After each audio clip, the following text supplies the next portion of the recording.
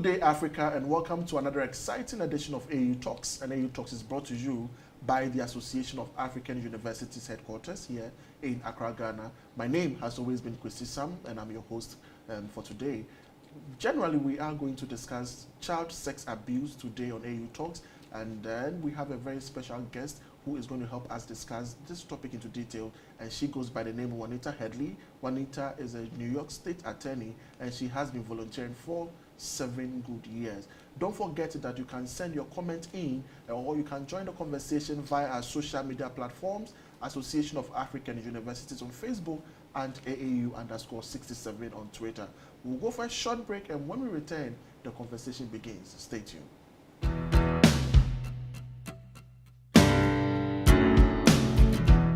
One of the universities set up in our pre-independence era, the Kwame Nkrumah University of Science and Technology. Our international reputation has and continues to soar as a reference point in matters of science and technology, research and education.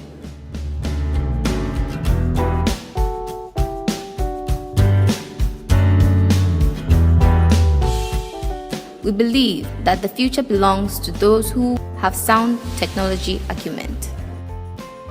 I love USD. I love KNUST.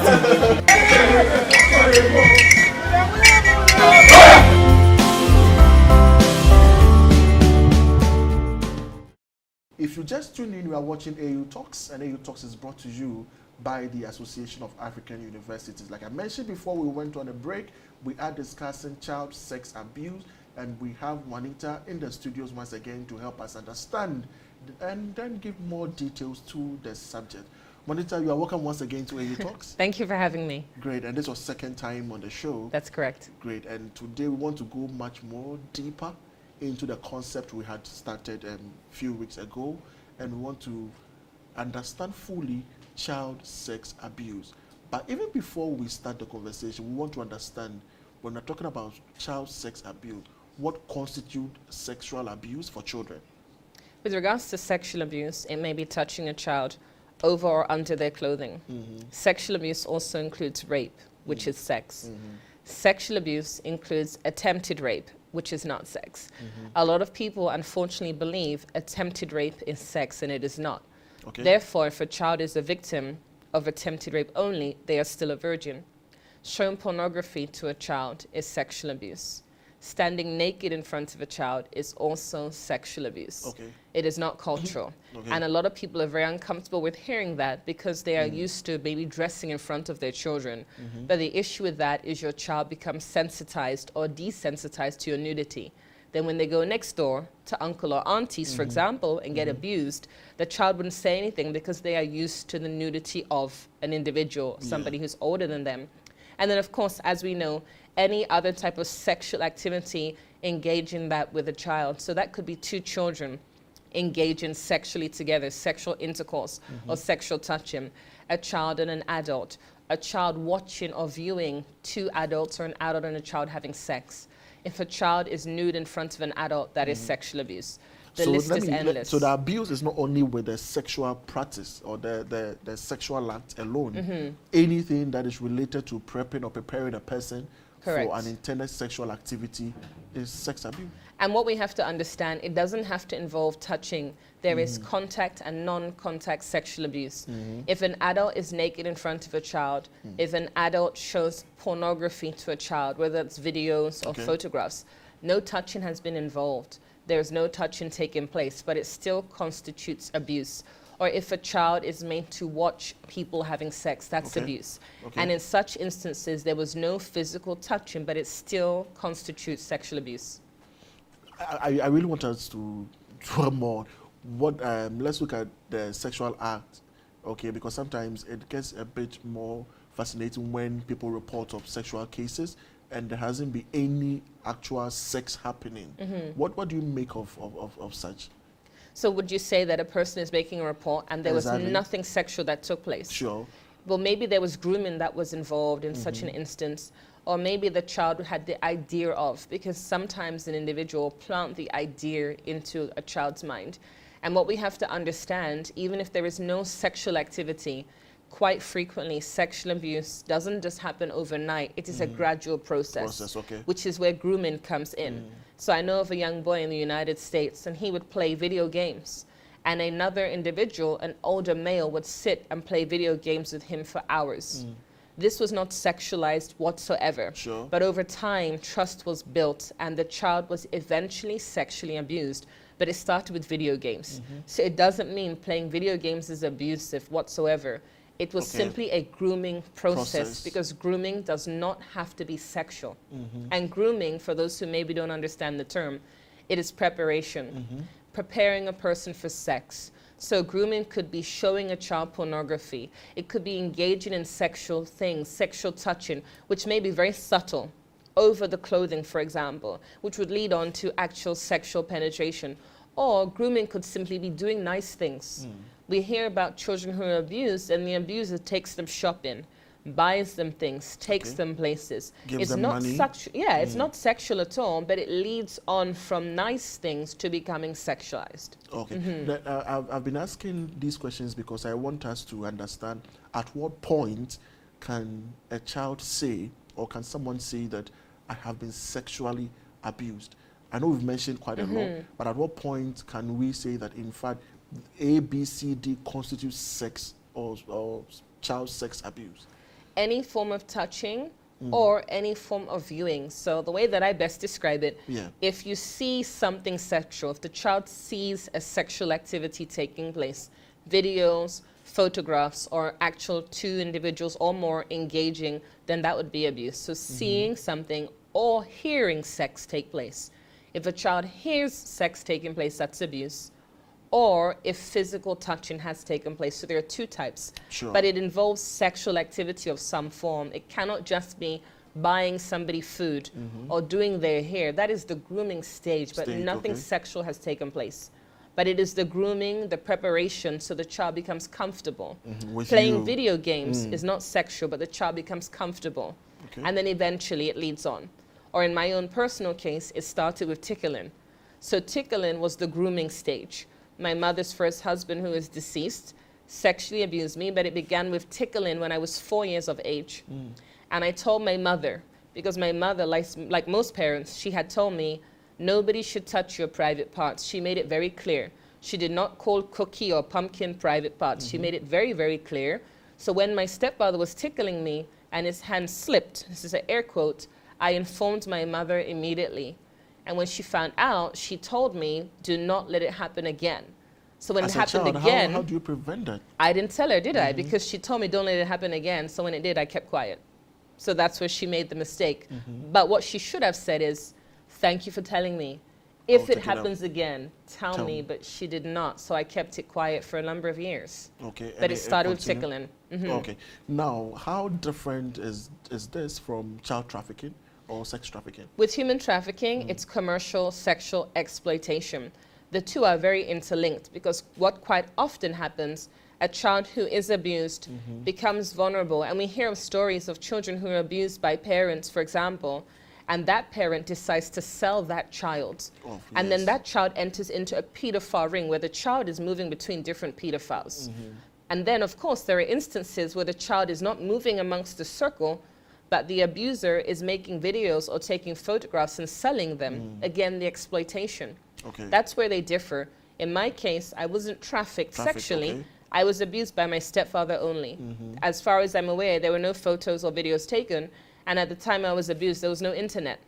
So in that sense, there's no evidence out there. But with a child who's abused now and photos and videos are taken, that information will be sold on the internet and it will never disappear. It will always be on the dark web.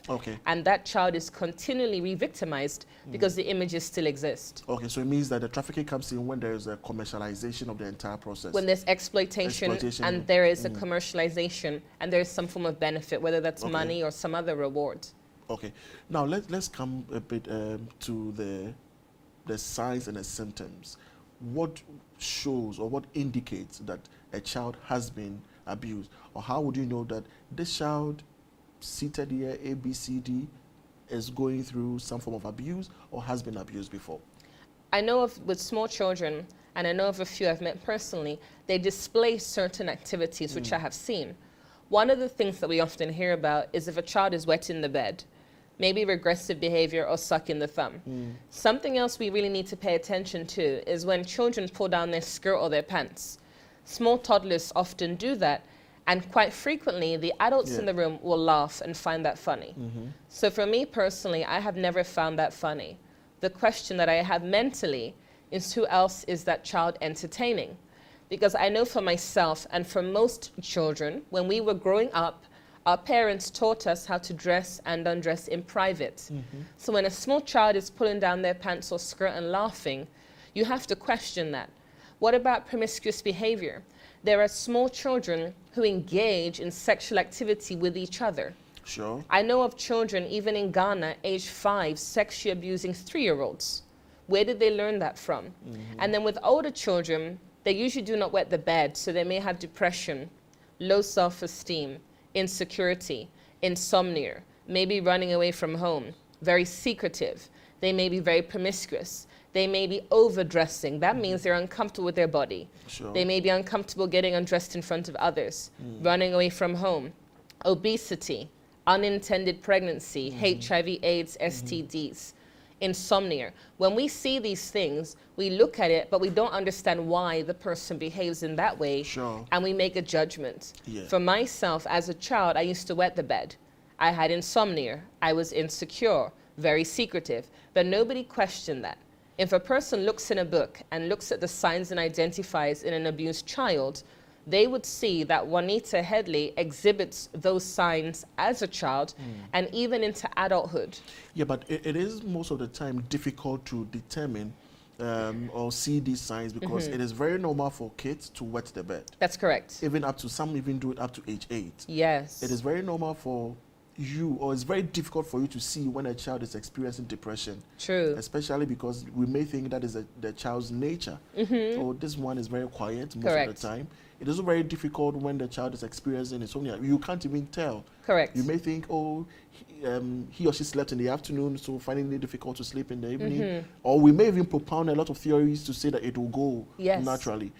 So how are you able, most of the time you're able to detect it when they are in the adolescent stage or the early adult life. So how are you able to see some of these signs and concretely say that the child is going through abuse or has been abused before? I believe if the child is exhibiting multiple signs, Okay. because if it's just wet in the bed and that's an isolated incident, then that's just wet in the bed. But quite often, not always the case, quite often victims of abuse don't just wet the bed. They wet the bed, they're insecure, they have few friends, can't hold down a relationship, can't hold down a job, have lots of anger, depressed, maybe they're uncomfortable being naked in front of friends, maybe they're promiscuous. But there's all of these signs. Okay. Let's say there's 100. And often the abused victims have 50, for example. Okay. So even if they're wet in the bed, what about the other signs?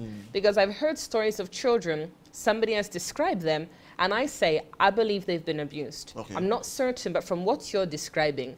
And quite often there are a lot of similarities. And with myself, I've had a lot of anger throughout my life. And so there are people who will meet me and they'll make an impression about me without knowing the reason why I behave the way I do.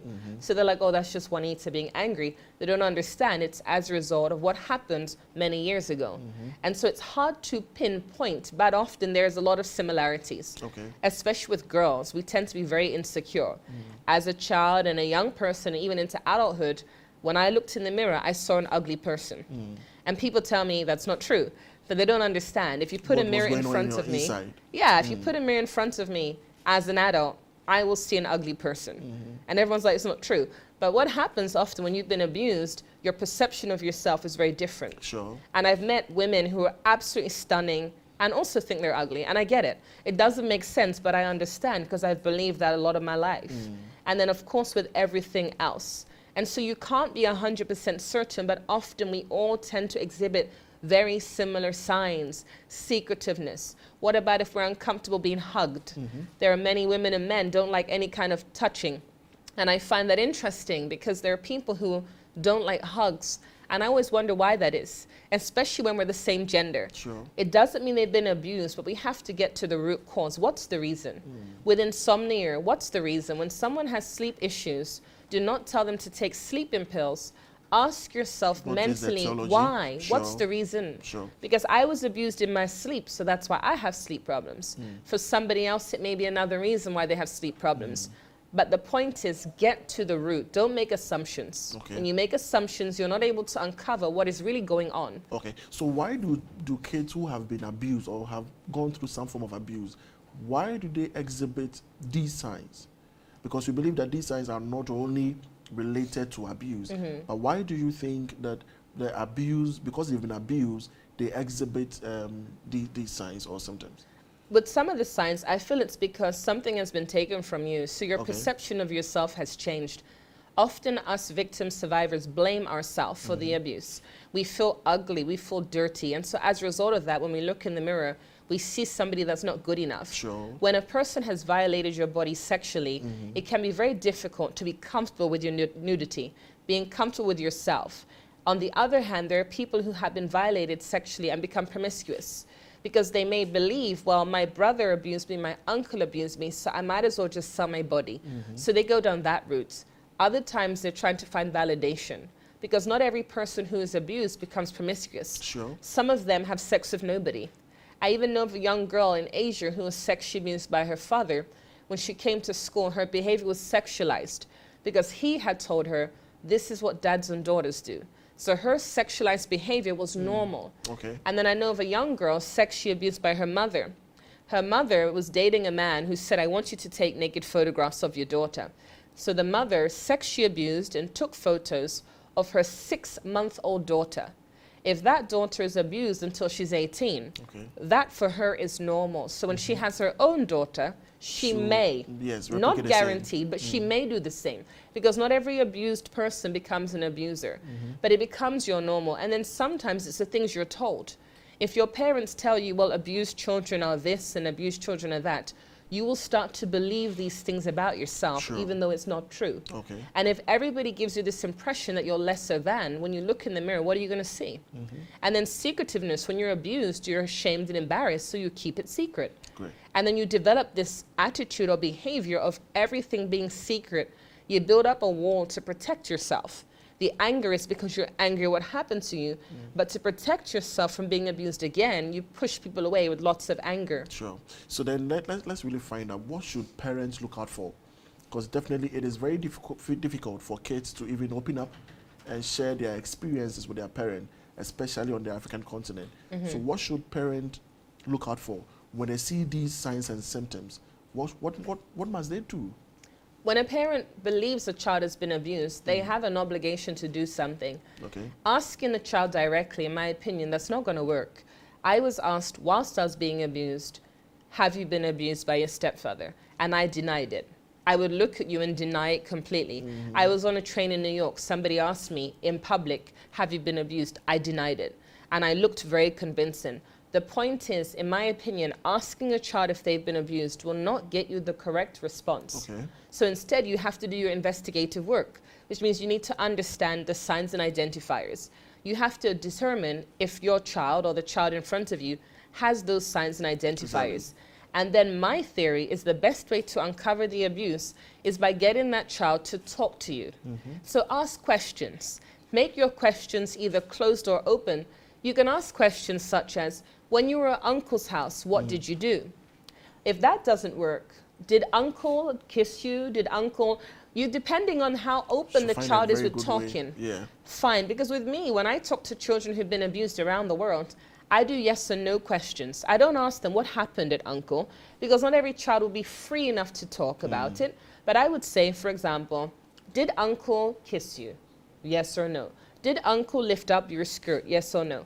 I have found that the yes or no is a lot more effective than what happened at uncle's, because often it's hard to vocalize. Okay. Or even if you have a book, you can show the child the book, and just depending on the age of the child, did uncle do this to you? Did auntie do that to you? Find ways to break down what happened. Saying to a child, were you raped, often will not work because they're afraid to vocalize. And I don't understand why we're afraid when often we know it's wrong. but there is a lot of fear attached to what we've been through. So the best way is to ask either open or closed questions, but be specific. And it depends on the child, because some children, once you ask them what happened at uncle, they will reveal all. Other children require yes or no questions. Yes, so you have to determine. But the first thing you need to do, you need to believe the child. Because usually when a child discloses abuse, it's somebody that you know. It is not a complete stranger. It's a relative, it's a friend, it's the pastor, it's the minister. It's usually somebody close to home. And what often happens, because you know the person, when you hear that the child has been abused, you are shocked. Are you serious? Uncle did that? Auntie did that? You are shocked and you disbelieve that. Or you give them the benefit of the doubt. That's not what they meant. Because in my case too, my stepfather, when I was maybe around 10, he was in the hotel room in Florida. He had taken a shower. I was outside looking through the window and he was standing naked in front of the mirror. And I could see his full profile. He did not open the door, but he stood there naked in front of the mirror. And for some reason, in my mind, I am convinced he could see me. I don't know whether we made eye contact, but I'm convinced he could see me at the window. When I told my mother this, she said he didn't see you. In other words, she made excuses for his behavior, but that was grooming. You see, even though he was just standing there and I'm on the outside and he's on the inside, that was grooming. But she said, oh, that's not what he meant. He didn't see you. And a lot of parents will hear things, oh no, uncle didn't mean that, it was an accident. And then also when I was older, after the sexual abuse had ceased, air quotes, or paused, my stepfather showed me a video. And this again was grooming. He had actually made a pornographic video with my mother, and he showed me the video to groom me for sex. When I told my mother, she told me, why did you watch it? But that's not the issue. He showed it to me. He probably created that video so he could groom me. This is what me and your mother do. Maybe that was his intention, because why did he show me a pornographic video?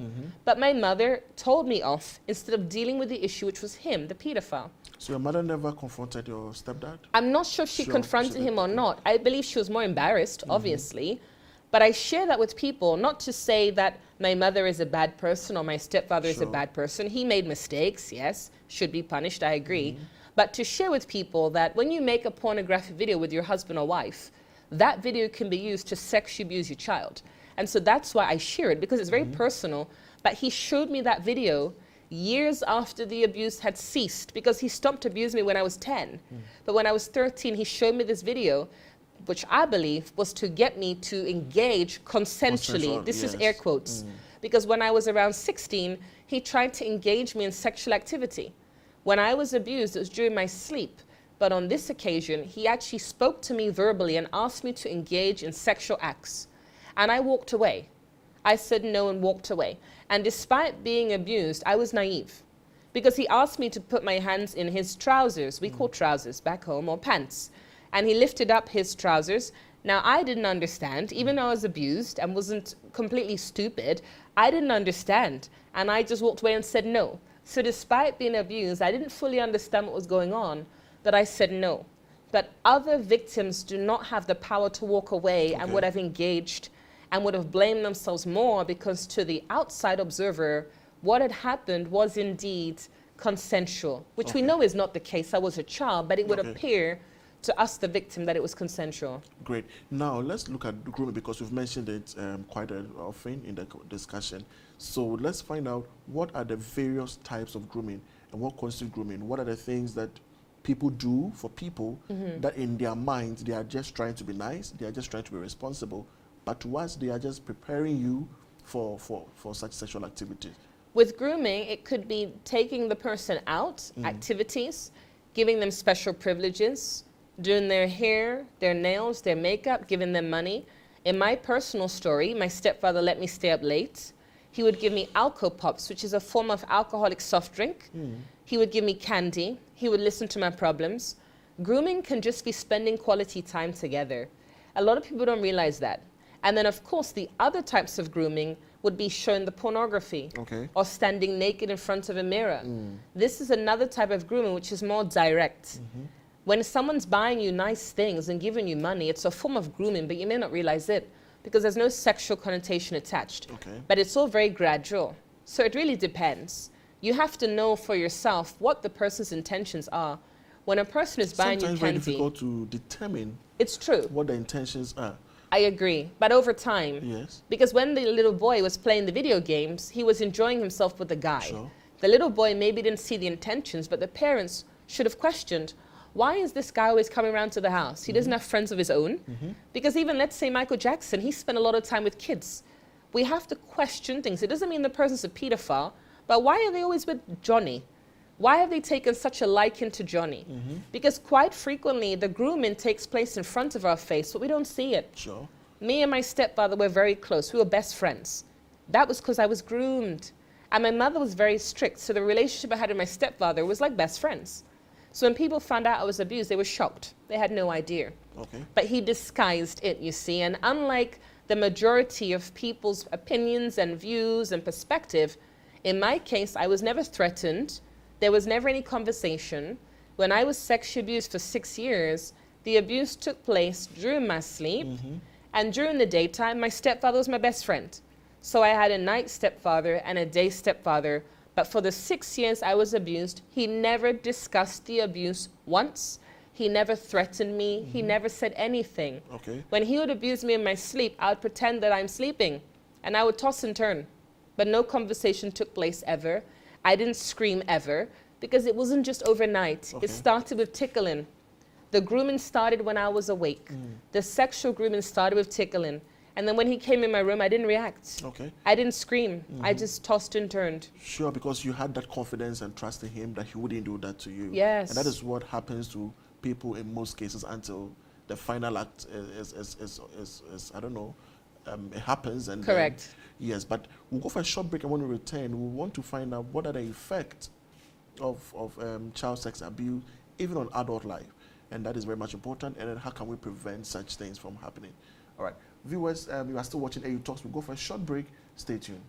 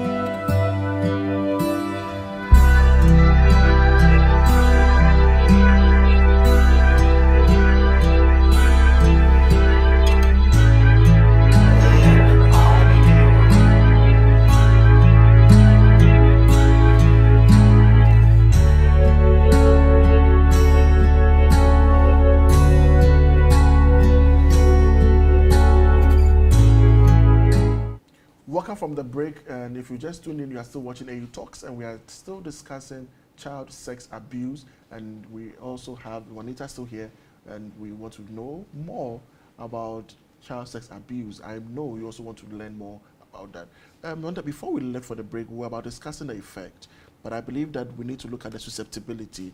For example, under what circumstances and situations can perpetrators take advantage of young people? And then finally abuse them?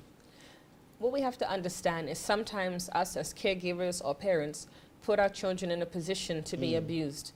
We often hear about women who are single mothers becoming very vulnerable because, Sure. let's say, the father is absent, a stepfather comes along or a man comes along into her life and provides support. And through that support, her guard is down. Maybe the relationship becomes romantic, and quite often the mother, the parent, is very trusting to this individual. Of course, quite frequently here in Ghana and other parts of the world, we use the term auntie and uncle. Even when we're in the church circle, we become overfamiliar. When you become overfamiliar, your guard is down, and quite often we're looking at the abuse taking place on the outside, a stranger coming in. But in fact, the reality is the abuser is usually on the inside. Therefore, for example, if you're leaving your child with family members, with a caretaker, that's a childminder, a nanny, an au pair, it is really not advisable to tell your child, do everything he says that auntie has said, do everything your brother has said, because without realizing it, when you say do everything, he may not know. exactly, that child will follow every instruction. And we hear about children in Ghana, boys being sexually abused by the house help. Why is that? Because the house help is there and they have been told, follow the instructions of the house help. Follow everything the house help has said. This doesn't work. Instead, parents must change the language that they use. An alternative could be, when the house help comes, you know what you must do. You must follow the instructions of the house help. However, but if the house help tells you that you need to do something secret, if the house help tells you that you need to take off your clothes, if the house help asks you to do anything concerning your private parts, be specific, because by not being specific, being vague and broad, Yeah, they'll be confused and exactly. Okay. And even though you might think, is this necessary? It really is, because too often than not, children are abused and the parents have no idea, and the child says nothing because I was following my brother's instructions. I was following my sister's instructions. And what we have to understand is that sexual abuse is becoming very commonplace amongst peers. Okay. I know multiple children here in Ghana who have been abused by their peers. And so, for example, one pair is older and they're staying home and being looked after by the older pair who wants to engage sexually with that child, and the child says nothing. Because you have given the older one the responsibility and the child the instruction to do everything without saying, except touching your body parts, except if it's secret, and things like that. Okay, but then do you think that in some cases, people find themselves in such situations without negative connotations? For example, when you get closer to someone with maybe you're a caregiver, you show much affection and emotions to the person, and in the course of that relationship, something happens. Do we still classify that as sexual abuse? Yes. Because the perpetrator didn't have any negative intentions right from the relationship.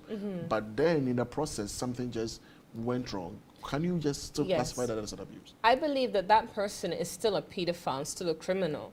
I met a judge in England who made a statement that there are individuals who have an attraction towards children, and those people are dangerous. But there are other individuals who have an attraction to one child, which is kind of what you're describing. When he told me this, I didn't agree with what he was saying, but I understood the point. Sure. There are men and women who are a danger to society's children. And then there are men and women who may be attracted to one specific child. But in my personal opinion, let's say that the house help is over the age of 18 and discovers they have feelings of attraction towards a child. My personal opinion, if this house help really loves and cares about this child and wants a relationship, they would wait until the child is of age of consent. Because if it's not just about sex with a child, but it's about genuine love and affection, you would respect the laws of the land. You would respect that the child cannot make a decision about entering into a relationship. And you will wait until the child becomes 18. And when the child is 18, no crime has been committed. But it doesn't mean until they're 18 you groom them. Non-sexual grooming, but you groom them, when you get older. Because there are men and women who make comments, be careful of your son when he gets older. I would marry your daughter. All of this is not appropriate. Nobody should be looking at a child sexually. But sometimes you meet a person, let's say you're 18, you meet a person, you're attracted to them, and they happen to be 15, but you didn't know that. Sure. But if you really have a strong, sincere attraction that is not pedophilic, you'll wait till they're 18. When it's totally legal. But if not, then that's a crime, and you deserve to be prosecuted for that. Because when a child is abused at a young age, they become often dysfunctional in society. Exactly. We don't understand why they're dysfunctional, but it's because of what happened to them 10 years ago, 20 so years ago. then we want to even look at the effect. I know a lot of people are walking wounded. They have a lot of issues under their sleeves. They can't make certain decisions, and they go through challenges because of their past experience. But let's find out, how will you be able to identify or tell that this young man, this young lady is going through ABC because he or she was abused as a child? Again, you have to look at the signs and identifiers, because what people don't realize, those signs and identifiers often don't change. Sure. When we read in the newspaper, we hear stories of women or men who were abused 30 years ago, and we're shocked. They didn't say anything. The signs were there. I've met people who talk too much. And people say, oh, she talks a lot. But they don't realize the reason why. Why? For this particular individual I'm referring to, she talks a lot because she's disguising everything else underneath. Okay. There are people who are very outgoing, center of attention. Why is that? Because of something that happened to them before. You can never fully know unless a person tells you. And then there are some people who don't even know they've been abused. Sure. Because they repress it. I actually know of a girl who was sexually abused. She had no idea until she had flashbacks years later. And then another girl was sexually abused, had no idea. But she shared with me that she's in a children's home currently. And in the case documents concerning her, it details she was sexually abused by her stepfather from 1 to 6 months old. Ooh. And so, therefore, there are people walking around who are dysfunctional, who were abused years ago, don't even remember the abuse, but it has created a dysfunction in them. And as I mentioned, the promiscuity is something we see a lot. But we have to understand, not every promiscuous person was abused. Yeah. And then sometimes we have individuals, male or female, who become transgender, gay or lesbian, sometimes because of being abused. In the Philippines, I've met women who look, dress, and act like men and have an immense hatred for men. You have to ask yourself why. Some of these women were sexually abused by men. And that is the reason why they dress and behave differently, and they will end up dating the other gender. Meaning, instead of dating men, they'll date women, or vice versa. And that's because of what they have been through. Oftentimes, we look at a situation and we judge it and think it's all the same. It is not all the same, but we've got to get to the root. Not every lesbian or gay was abused, but that sometimes is the case. And people get uncomfortable when I say that, but I have met people who have been abused and are gay and or lesbian, and because they were abused by a man, they date women. Or because they were abused by a woman, they date men, meaning men and men. Or sometimes what happens, a boy is sexually abused by a man, so he thinks I'm gay. So he becomes gay. He was never gay to begin with, and he might say, I was born like that. No, it's because you were abused when you were 3 by a man. And that abuse took so many years systematically of being your normal that you felt, well, I must be gay then. But it's not always the case, because it's very controversial to say, but I have met many, many survivors of abuse who are gay and lesbian, and they have shared with me that this is what happened. And I met a young girl who shared with me, I was sexually abused by 4 of my 5 brothers. I think I'll be a lesbian. That's what she told me, because she's not comfortable around men. She doesn't trust men. You see? And even myself, people ask me, do you trust men? Because I was abused, they think maybe I don't. I said, I don't have any issue with men. In fact, most of my friends are male. And I told them that for me personally, I do not think about abuse. I may talk about it a lot and read about it, but I don't think about it. If I thought about abuse, I wouldn't talk to any man, because in my opinion, 99% of men have either looked at an image or thought about it or done something from what I'm hearing. So if I believe 99% of men are bad and 1% are good, I wouldn't talk to men. It's not because, for a fact that in your case, your stepfather was your best friend, he was very nice to you, he was closer to you, and he was everything that you had at that moment. And so growing up, you never had any hatred for him, I don't think so. Which is true. Absolutely not. So then you may not be able to translate that into other men as well. I don't know if... Well, that makes sense. And I think what you're saying is probably how it would appear in my case, in my situation. But in cases where they were physically assaulted and abused, then you would translate that hatred to other men as well. Which I think makes sense. And it's interesting, people not knowing my story believe that I wouldn't trust men at all. Because even though he was my best friend, he took advantage of our relationship. But I have a lot of male friends, and for all I know, the amount of men I know, at least one of them has seen child pornography, maybe by accident. But the point is, I come into contact with men and women who are pedophiles all the time. I simply don't know it. But I don't think about it, because if I thought about it, I would isolate myself, because abuse is so prevalent. Once you understand how prevalent it is, you realize every time you're in a room with at least 10 people, one has been abused or one has thought about it or perpetrated it. But then how can you go about thinking like that? It's not possible. So instead, rather than me focusing on what may be more of a reality than I choose to accept, I take people at face value. And if I know that you're a pedophile, I won't be your friend no more. But Jesus loves you. But let me ask you of a personal one, because sometimes the personal experiences inspire people a lot, especially what has been your limitation as a person because of what happened in your childhood? When you say limitation, how do you mean? What has been the challenges or the effect on your adult life now as a result of what you went through as a kid? I will say, praise the Lord, I don't wet the bed anymore. So I used to wet the bed, not anymore, by God's grace. But I would say that I still suffer from anger. Healed in Jesus' name. Still suffer from anger issues. Quite often very insecure. Why anger? Well, my therapist was sharing with me that anger disguises a lot of other feelings. Number one, it happened for so many years. Number two, he died. Number three, I'm single. The point is, the result of my life as it is because of what happened in the past. There are a lot of people who have functional lives, have paid jobs, are not volunteering around the world. So I become very resentful of my life. The reason I'm sat here today is because I was a victim. If I hadn't been a victim, I'd be a paid attorney by now. So there's a lot of anger because even though I love what I do, things would have been very, very different if it wasn't for that. I still have the insomnia, unfortunately. I make friends very fast and sometimes lose them very fast, often because of the anger. A lot of people are not going to have the patience to understand the differences because the anger is not at you. The anger disguises other things. And then like we were sharing off air, I don't like selfie pictures. There's still a lot of insecurity. If I look in the mirror and I don't have makeup on and my hair doesn't look great, I will see an ugly person. And even if a guy comes up to me and says, "You're beautiful," I'll say, "Thanks." Like it won't mean nothing to me. He cannot get me into bed because I'm a Christian values, 1. 2, I don't believe you. And 3, thanks for the compliment. Like that just doesn't work for me. So then in terms of relationship, does it mean that you don't easily kind of give in to any man?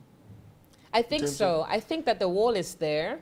I don't really trust them, not because of what had happened, but because quite often, from my experience as a Christian, I find that the men who talk to me, especially now that they know my story, they have an ulterior motive. They may come and try to smooth talk and Bible scriptures, but their ulterior motive is simply to sleep with me. And I believe in celibacy and sex after marriage. So I have strong values that exist.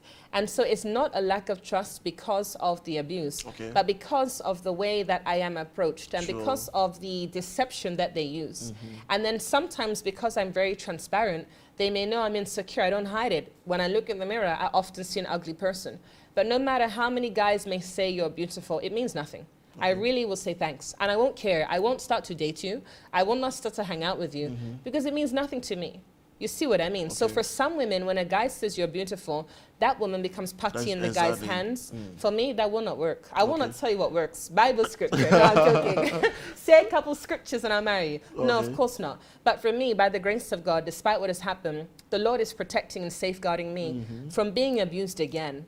Because often when you've been abused once, then you become vulnerable to being abused again. And by God's grace, that hasn't happened. I believe it will not happen. But that's because of the dynamics and the way the Lord has created me. And although the wall is there, which means a lot of people cannot penetrate, the wall protects me. Because if people penetrate it, then who knows what can happen. Maybe I will compromise my values. I don't mean in a relationship. I mean my values of not working for pay. My values of sort of surviving as the way I do. I'm like a missionary. And if people break the walls, I may become so susceptible to their words that I start to work illegally, that I start to compromise. Outside of relationships, there's a lot of compromise that a volunteer can do. Do you see what I mean? So for me, I'd rather keep the wall so I can keep my integrity in place. This is important. That's great. So finally, if we are able to identify a child going through or who has been abused before, what are the necessary steps? How do we help such a person to recover?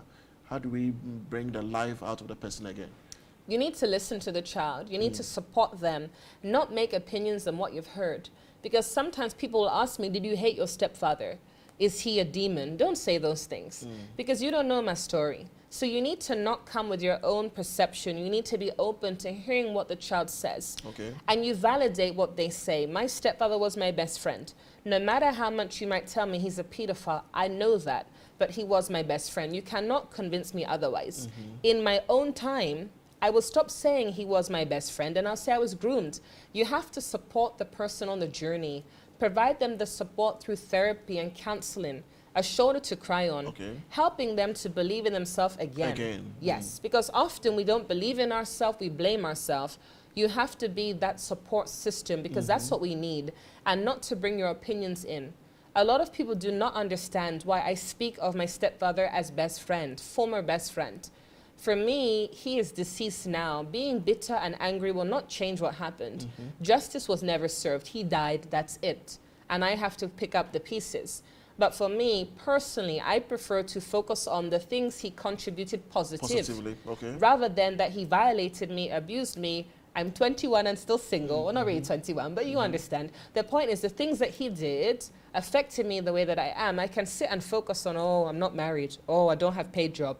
What's that going to do? It won't change anything. Instead, let me flip the script and say, yes, he came and caused a lot of destruction, but he contributed these few positive things. And so for that, I'm thankful for the positive. As the Bible says, what the enemy intends for evil, God intends for good. He may have tried to destroy my life, but by God's grace, it was not destroyed. And I'm doing something productive. I'm not doing something negative, destructive to myself or to others. So for that, I rather focus. But everybody's story is different, and not everybody will see things the way that I do. But it's easier for me. And then as an adult, I finally accepted he was not my best friend. He was a pedophile. I know he's a pedophile, I always have. But now I'm changing the words. He's no longer best friend. He's no longer stepfather. I use the term so people know who I'm referring to. But he was not a stepfather. He was a pedophile. So I have to use the correct term because that's what he was. A stepfather does not abuse their stepdaughter. A father does not abuse their child. He cannot have the title of father because that's not what fathers and stepfathers do. So I use the term stepfather so people understand.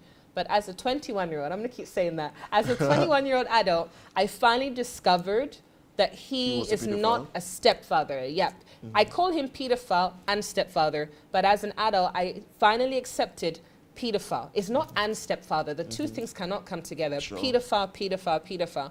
But he contributed positive things, and for that I'm grateful. All right. Then most importantly, you have mentioned the processes for us, self-acceptance, counseling, and then also for seeking for maybe extra help. But then what is your tagline? I see the tagline, can you keep a secret? What is it about? Can you keep a secret is something I always share whenever I have the opportunity. What we have to understand, usually when a child is abused at a young age, they will ask their grandparent, aunt, uncle, friend, peer, can you keep a secret? When that happens, the response is usually it depends or no. And my theory is this is the reason why 20 years later, we'll read in the newspaper, I was sexually abused at 3. Why did it take 20 years to disclose? I believe it's because when they try to share, as we usually do when we're young, we try to share in certain ways. The response we get to can you keep a secret stops us from sharing. So I encourage people, whenever somebody comes up to you and says, can you keep a secret? Is it going to stay between us? Is it confidential? Respond yes with your mouth, and it depends with your head. So for example, can you keep a secret? Yes. Then the child will disclose, I'm being sexually abused by my stepfather. Once you've heard that, you tell the child, I have to break your trust, and you phone the authorities. I'll say it again. Can you keep a secret? Yes. Then the child would say, my stepfather is sexually abusing me. Then you will say, I have to break your trust, and you phone the authorities. You do not keep it in the family. Too often, abuse is uncovered. We keep it in the family, and the abuser will keep abusing that child or another child or another. Once you've got the authorities involved, they can do something about it. Quickly. Yes, but when you've not involved them, that person can continue to go unawares. And what we have to understand, like in a place like the UK, where we have background checks that are required when working with children, quite often a background check will come back clear. Why? Because the person was never reported. So my stepfather, if he was still alive, his background check 20 years ago would have been clear because my family did not say anything. And so therefore we cannot rely on that. We have to look at the character of a person, not on their reputation, not on anything else, but the character of what you see, the behavior that you see. When uncle touches your niece or nephew or son or daughter inappropriately, don't say, oh, it was just by accident, he was drinking, he was drunk, whatever. Look at the character. Don't just make excuses because it starts like that. And then from there, the abuse continues, because often the abuse happens in our face, but oh, he didn't mean that. Okay. Oh, that was an accident. Oh, it was a joke. Okay. And it continues on, and Okay. nothing is ever done to stop it. Okay. So, and finally, it means that everyone can be a perpetrator. I believe that. Everybody. 100%. No matter an uncle, brother, sister, whoever. Auntie, And mother. So we need to be much more vigilant and much Yes. more conscious of who gets closer to our kids. Absolutely. And then also open up more to them, so that if they have such issues, they would feel confident and comfortable in sharing. I Yes. believe that is a message. And I believe it's important you said that, because I know of a story of a young boy in Trinidad. He came to school and he was very distressed. And his teacher asked him, "What's wrong?" And he said his mother is pregnant. I'm an only child by my mother and father. And so I was thinking in my mind, maybe he's an only child like myself, and he's feeling jealous there'll be a new brother or new sister. Okay. So the teacher said to him, "You should be excited. You're having a new brother or new sister." And he said, "I'm not excited because I don't know if the baby is mine or my brother's." That was his biological mother. His biological mother was having sex with him and his brother. Oh, So we okay. need to understand, as you rightly said, anybody can perpetrate. So I'm not advocating paranoia. As I said, I believe 99% of men have either thought about it, done something, seen something. But I don't think like that, which is how I can have so many men in my life. Okay. But we gotta understand this thing is so prevalent. And if you hear that the father is abusing his daughter, the mother is abusing her son, do not disbelieve it. Exactly. Believe it. Okay. All right. So you are in Ghana or Africa to support young people or children who have been abused or going through such situations as well. How do they find you? How do they locate you? And if someone would want you to maybe share some of these experiences, maybe during fora or conference or whatever, how do they get to you? People can reach out to me on my Facebook, which is Changing Cases, or they can also reach out on my website, changingcases.org. I'm here in Ghana until the end of June, looking for opportunities to speak for free, I do not charge, on human trafficking, child sexual abuse. I'm encouraged by hearing other people's stories. Okay. The more that I learn, the more I can educate others. So any opportunity to share, I will be very excited to do so anywhere in Ghana. I don't mind to travel. I'm not restricted to just Accra, because realistically speaking, abuse is not just in Accra, it's not just in London, it's everywhere. And I know you have my phone number. I don't remember it Yes. off by heart, Okay. so people can reach out on WhatsApp. Exactly. We'll share your number on the screen as well, and also make sure that we give it out to anyone who wants to Yes, speak with please. you as well. Your final words, then we can end the show. Final words. Yes. I really have no final words. How can you end a topic like this? At the end of the day, this is an issue that continues to spiral and spiral out of control. I just want to encourage people to be their brother's keeper. Okay. Because how can this topic ever end? It never ends. It just continues on. And with the way society is evolving, things will only get worse. But we have an obligation to look out for one another. Absolutely. Nobody on this earth needs Juanita Headley, because each one of us can hold the baton. I'm not a superhero. I'm just one individual doing great work, but every one of us can hold that baton and do great work. Great. So let's be our brother's And keeper. you have a book launch. That's coming right. Up, that is June 1. Correct. That's Great. right. Yes. So can you just tell us something small? Sure. Within a minute or On something? June 1, Saturday, June 1, at Powerhouse, P-A-W-A, Powerhouse, not far from the Golden Tulip Hotel, will be the book launch that I will be hosting. I will be having people sing, perform poems, act. I want people to be entertained, inspired, and empowered, and to purchase my book, Can You Keep a Secret?, which discloses my personal story and the information I have garnered from my experiences on human trafficking and child abuse. So please do come along. It's completely free of charge. People can sign up online, changingcases.org/CYCAS. changingcases.org/CYKAS, CYCAS. All right. Headley, thank you so much for coming. You're welcome. And then sharing your experiences. And like I told you the other time, this is a great job you are doing. And we pray that the good Lord gives you more strength and gives you more resources to do it more. And then together we end child abuse in Africa. And then I think at the global as well. We have a very huge obligation to talk about some of these things and then look for a finality to some of these problems. Thank you once again for coming. Thank you for And having we look me. forward to seeing you more and more. And then I'll be there doing the book launch. I'm excited. And then any other platform also will be there. All right. Viewers, thank you so much for watching. This has been AAU Talks. My name is Kwesi Sam.